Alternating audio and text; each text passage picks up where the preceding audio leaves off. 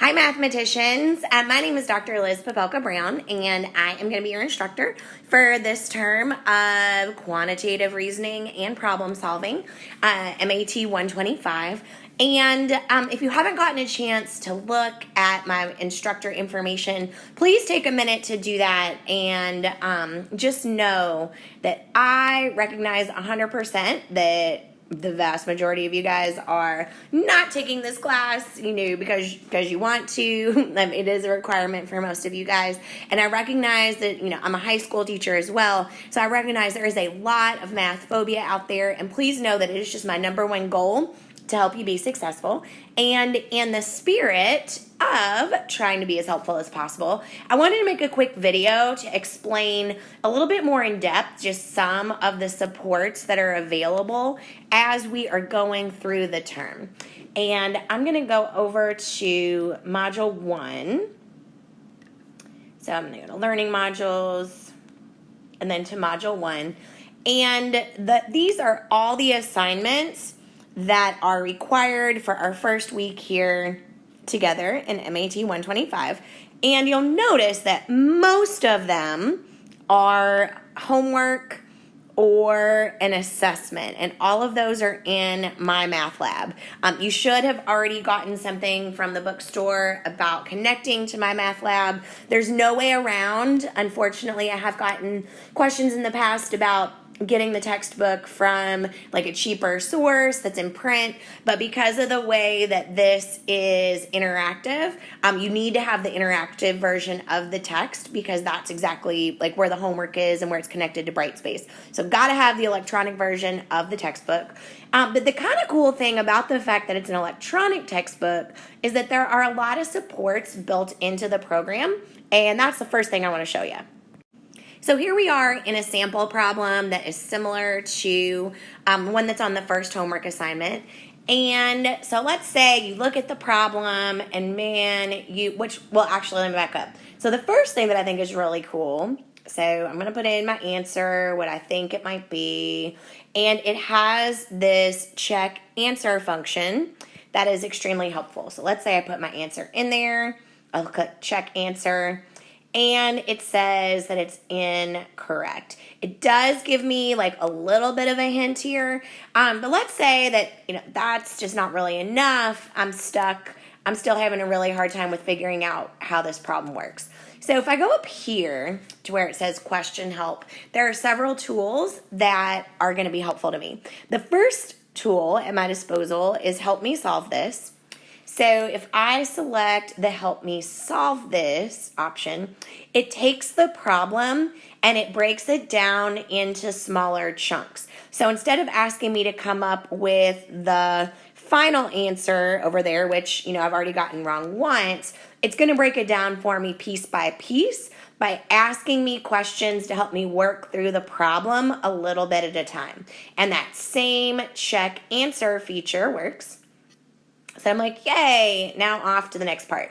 So instead of having to solve the entire problem all on my own, it does help by breaking it down into smaller chunks that help me arrive at that correct answer. Another option is the View an Example feature.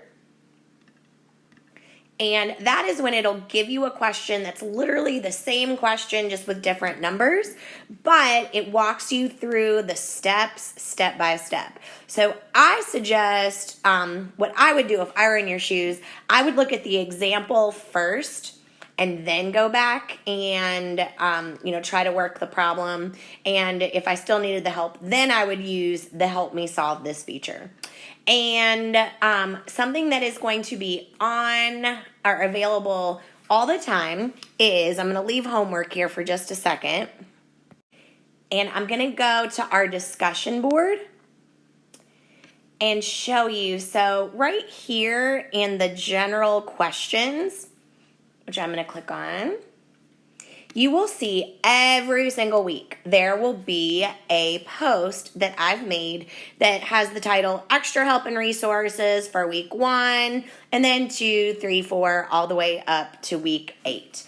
And if you click on that, it gives you some extra information about the assignments for that week. So let's say, for example, you're working on the homework and you're having a hard time with the problem. There's extra help here. I've taught this class, I don't even know how many terms, honestly, at this point, and a lot of the same questions repeatedly come up. So if you find yourself stuck on something, this would be a great place for you to go first. So for example, for week 1 activities, one topic that starts in week 1 that is important, you're going to need it for every single other week from now until the end of the term, is how to find the percent of a number. So if you don't remember how to do that, I've added a video that I made to explain it, as well as just some extra online practice to help you review that concept. And then I've also put pointers or extra hints for each homework and assessment. Again, over the term, some of the same questions keep popping up. And so, for example, working on the inductive and deductive reasoning homework, a lot of people have problems remembering some words, like quotient is always a great example. You might not have even heard that number since you were in since you were in middle school or high school, and so you might have forgotten. And that could definitely be a problem on a couple of the questions for this particular homework. So I've included links that actually give you the terms that you're going to need to be successful for that homework assignment. There's also a problem on the estimation homework that has a tendency to throw people off. When you're working on the homework, you're going to notice that each problem has like a little number that designates like what problem number it is. Not everybody gets the same one. So you won't necessarily always need what's here in this section, but typically students that are given that particular problem have some of the same questions that pop up over and over again. So what I did is I just made a video of me working a similar one. So that you could go ahead and just kind of take a look at that and ahead of time, and then go back to the problem if you're having a hard time with it too. And then you'll see I also have for the assessment. Now the assessment works a little bit different from the homework. So I'm going to pause here for a second and go back to the My Math Lab. So the homeworks are just like I showed you, where they have all those options for help. I'm going to go here to preview the assessment so that you can see it doesn't have those different help topics, okay? But, so as you can see, there's not, help me solve this, because this time it's an assessment. And the assessment questions are pretty much going to follow exactly like it says here in my hints. It says you should expect questions similar to a mix of those from the homework assignments. However, there are a couple of problems that I've noticed over the terms of teaching that I feel like weren't really covered in the homework well enough to necessarily be on the assessment.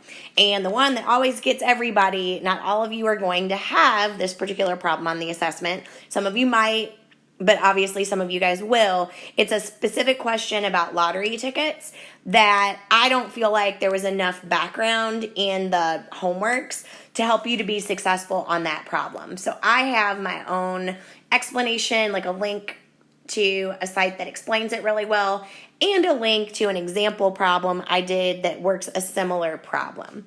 And then finally, so let's go back to the homework. So let's say you're on the homework assignment, you're on problem number 3, you've already viewed the example, you've done the help me solve this, you looked at my discussion board hints, and you're still having a hard time. Well, that is what this one is for, the Ask My Instructor. So you press that button, it shoots me an email with a screenshot of the problem that you're stuck on. And I prioritize those questions. When I'm looking at my email, which I check it frequently throughout the day, but I'm especially careful to make sure that any homework questions, I prioritize those over anything else. I know that we're all here in an online environment because we need flexibility. And if Tuesday is your homework day and you're specifically asking me for help, I want to be able to get to you as quickly as possible. So please know I do my best to respond to those questions very frequently. So the homework, again, in addition to the discussion board, extra help that I provide, you've also got all of these different tools that will walk you through examples as well. And so even though the assessment doesn't give you any extra help aside from what I happen to post on the discussion board, the great thing about the assessments is that you get more than one chance to take them. So what happens is you take it for the first time, and my math lab will make like a personalized review based on the questions that you missed. I also go through, since the due date is Sundays, I go through starting Monday and start going through each of your assessments and giving you personalized feedback based on the questions that you missed, and give you hints for, kind of walk through like what you more than likely probably did wrong. And I always have those done by Wednesday at the latest.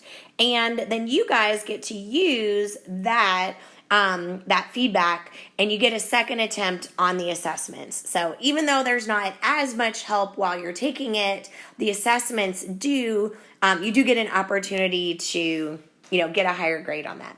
So the other thing on the discussion board are hints for your first graded discussion. And so you'll see here that I said check the graded discussion board, and I've provided you with 2 examples of what an ideal post would look like. So I'm going to go there. I'm going to go back here to this discussions list. So your first graded one is this discussion problem solving strategies. And again, just because I've taught this so many times, I already know pretty much what the vast majority of the mistakes are going to be. And so I've really tried hard to give you guys hints to keep you from making those mistakes. So for example, here in my sample initial post, so what I've done is I've given an example of what a really great initial post would be, and I've kind of color coded it according to like, here's where I addressed this specific part in the prompt, and I've given you like little notes that I think are helpful, but of course I'm always open to any questions should you have them. I've also given you an example of a sample reply post. So I put just a sample initial post and then my reply. And again, I color coded it to show you like, if I'm grading it, I'm looking for this. And so you can see in my example where I addressed specific parts of the prompt. So I've given you like some hints, and I will do that again every single week that we have a graded discussion. You will see those hints. So I hope that this helps you to feel a little bit less anxious about the content in this course. I know it's a lot, especially for those of you that haven't had a math class in quite a while. But please know that it is my number one goal to be extremely supportive, and I am really looking forward to getting to know you guys this term. And please don't hesitate to reach out at all if you've got any questions.